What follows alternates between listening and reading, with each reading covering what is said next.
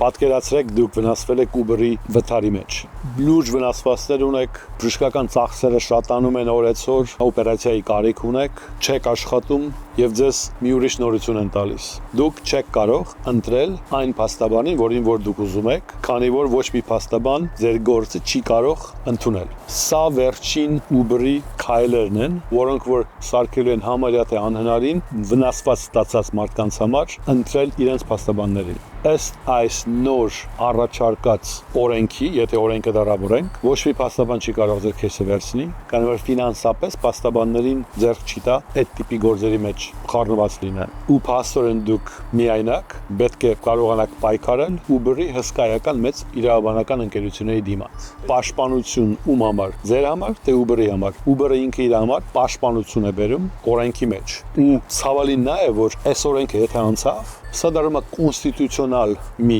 օրենք Կալիֆոռնիայի շտատի համար, որը որ փոխել շատ դժվար է լինելու, եթե ոչ անհնարին։ So please ուշադիր եղեք, երբ որ ժամանակը գա այս օրենքի հակառակ ձայն տալու համար եւ պաշտպանեք ինքներդ ձեզ, ոչ թե Uber-ին։